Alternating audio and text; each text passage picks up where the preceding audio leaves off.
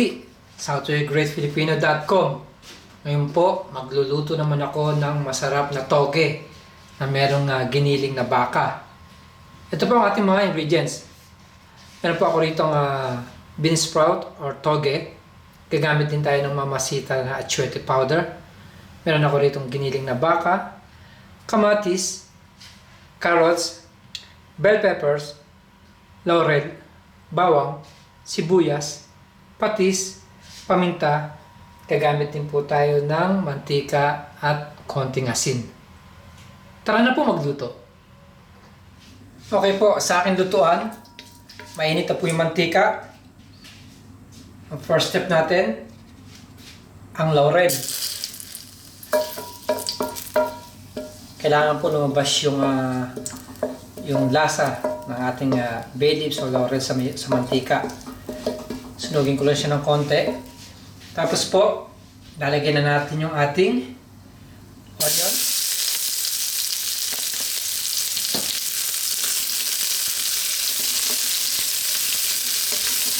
So, hindi na natin papatagalin pa. Lalagyan natin yung ating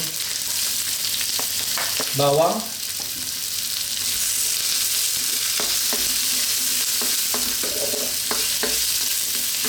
Tapos po, ang kamatis. So, lulutuin lang natin siya. Gigisahin natin ng mga 2 minutes. Tapos po, papakita ko sa yung susunod natin na gagawin. So, ayan po. Luto na yung ating kamatis, sibuyas, at syempre ang bawang. Susunod po natin gagawin. Ilalagay na natin yung ating ginuling na baka.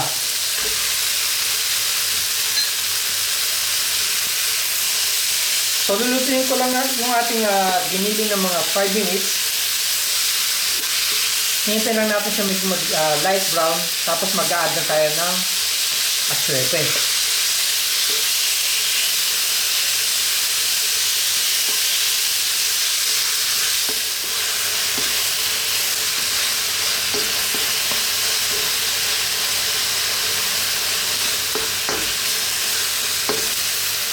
Ayan po, bali nagisa natin yung ating giniling ng 5 minuto.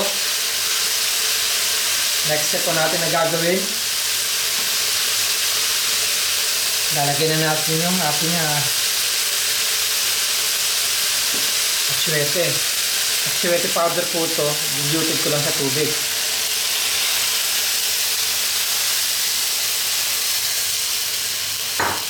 So ngayon po, ang gagawin natin, papakuluan natin siya ng mga 5 minutes. Once na lutong-luto na yung ating giniling na baka, tsaka tayo mag-a-add ng mga vegetables.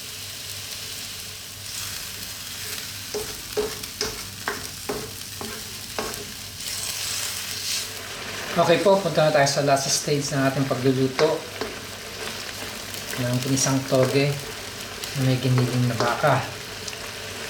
So, luto na po yung ating giniling. Lalagay na natin yung ating carrots, bell peppers, at ang toge.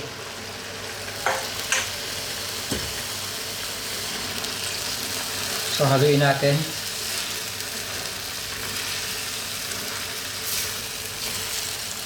Kailangan po mag-combine lahat ng ingredients. Incorporate natin siya. Tapos, maglalagay na tayo ng konting fish sauce or patis. Paminta at asin. Again, haluin natin.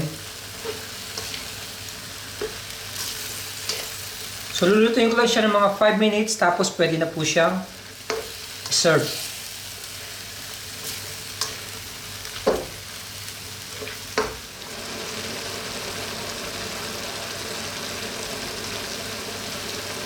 Ito na po ang ating finished product ng ginisang toge na merong giniling na baka.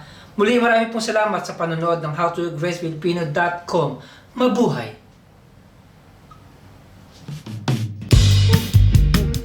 you.